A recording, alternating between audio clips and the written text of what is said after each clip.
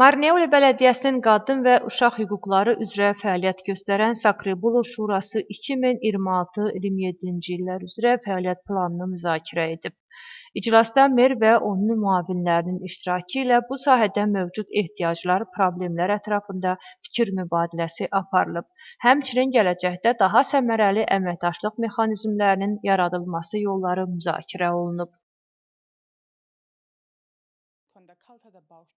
Bugün Şura iclasında 2026-27-ci il fəaliyyət planını müzakirə etdik. Biz müxtəlif fokus qruplarla araşdırmalar, tədqiqatlar apararaq bələdiyyənin ehtiyaclarına uyğun plan tərtib etmişik.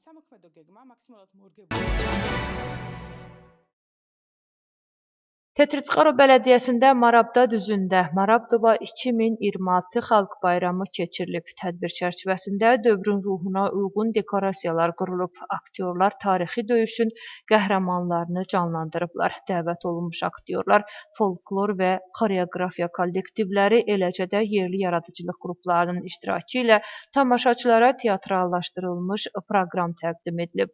Tədbirdə yerli sakinlərlə yanaşı mərkəzi və yerli hakimiyyət nümayəndələri də iştirak ediblər.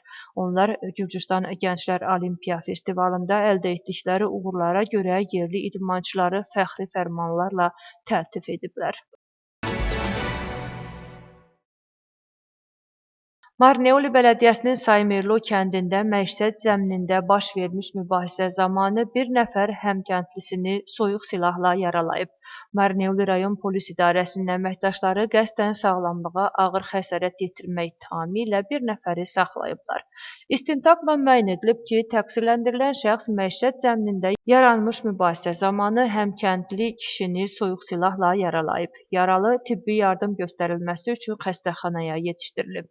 Polis istihizlərlə həyata keçirdiyi istintaq əməliyyat tədbirləri nəticəsində cinayəti törətməkdə şübhəli bilinən şəxsi saxlayıb. Faktla bağlı istintaq Gürcüstan Cinayət Məcəlləsinin 117-ci maddəsi ilə aparılır. Həmin maddə 7 ilədək azadlıqdan məhrum etmə cəzasını nəzərdə tutur.